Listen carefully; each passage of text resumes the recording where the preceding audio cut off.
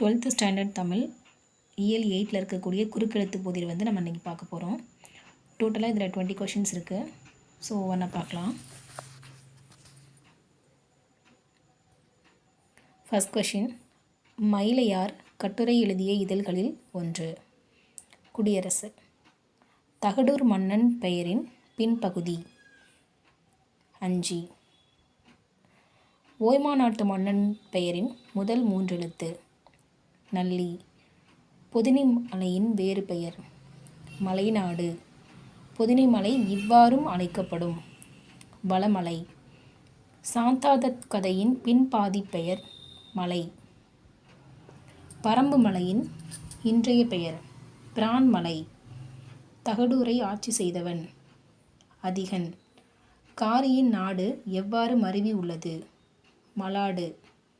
போந்தியு பிலாத்து என்பவரின் பதவி. ஆளுநர். செய்யுளின் பெயர்களில் ஒன்று. பாடல். வல்வில் ஓரி ஆட்சி செய்த பகுதி. கொல்லிமலை. முகம் என்ற கவிதை ஆசிரியரின் முன்பாதி பெயர் சுகந்தி. தமிழுக்கு தலை கொடுத்தவன் குமணன். இரட்சணிய யாத்திரிகத்தின் மூலநூல் ஆசிரியர் பெயர் ஜான் பன்யன். நீர்நிலையின் பெயர் கடல். வண்டின் வேறு பெயர் சுரும்பு. இயேசுபிரானை இவ்வாறும் அழைப்பர் இறைமகன்.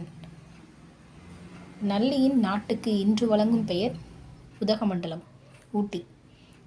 மயிலையார் ஆய்வு செய்த பல்லவ மன்னன் பற்றிய நூல். பல்லவ மன்னன் நந்திவர்மன். நூல் நான் உங்களுக்கு அகைன் அதை என்னன்னு பார்த்துட்டு போடுறேன். முகம் கவிதையின் ஆசிரியர் பெயர். ஆசிரியர் பிறந்த ஊர் ஆலாந்துறை.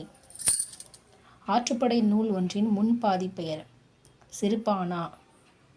உலகம் என்பதன் வேறு பெயர் மேதினி. நூல்களை வாங்கும் ஆற்றல் மக்களிடம் இல்லை என்று சொல்வதற்கில்லை. 20 கொஸ்டின்ஸ் பார்த்தாச்சு.